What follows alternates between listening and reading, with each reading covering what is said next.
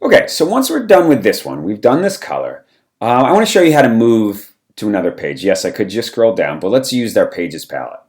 So we're going to open up that Pages palette. I'm just going to double click on the next one, and I could double click on the spread next to it, and that's what shows me the two spreads, right? So I click between page to page. So in this one, we're talking about the text tool. So in this one, I want you to just retype this. This is the text tool, times, bold, all caps, bigger, 24 points, and then change this to red. So just kind of getting used to the text tool. So here's the text tool. Click on it. You can see as I click on it, I get all these options up at the top. We'll eventually go through most of these options, but for right now, we're just going to stick to the basics. So I'm going to click and drag my text box. And I want it to be times, just so everyone has it if you're not designing on our computers, right? So I'm just going to type it in. I'm going to do times regular.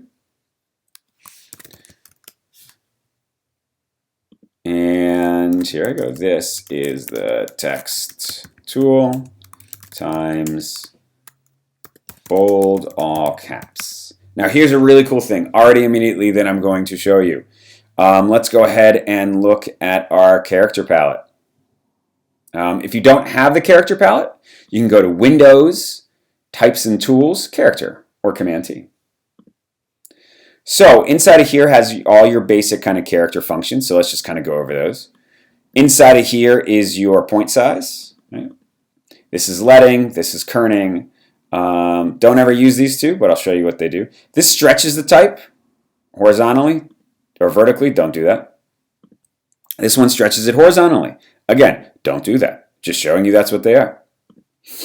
In here is drop cap and forced italics. So forced italics is that. Again, only use that if you have to. Use the italics version of type when you have it. This one I'll show you. It's called baseline shift. So, for example, I could take the O and just shift it up very easily like that. The next thing that I just want to show you is instead of typing this all in caps, a really great way of changing something to caps is selecting it and changing it inside these options to all caps. Right? So let's say you decided in the end you want to change it back. I just unclick it and there it is. Okay. Another way to select something is if you double click, it selects the word. If you triple click, it selects the line. If I click 4 times, 5 times I think it is, you select the whole entire paragraph. Okay. So we're going to leave that up, this paragraph, or its character palette. So I'm just going to do bigger, 25 points. Select it. Change it to 25. So I'm just going to go in here, do 25. Also, you can change the point size by doing Command Shift, greater or less than signs.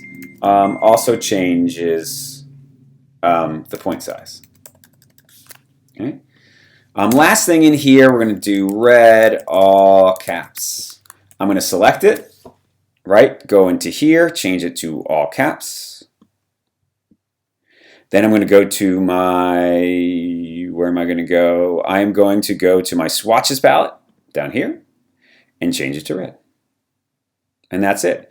That is then how you deal with type. Now there's a lot more things that you can do. Oh, for all caps too, if you don't want to go into the character palette, if you want to just deal with up here, all those options are up here, but here's where all caps is, right?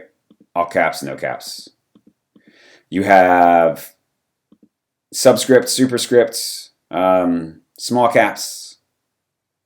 Okay, so those are all up here, and we'll talk about what all these other options do later on. So here is dealing with text inside of InDesign.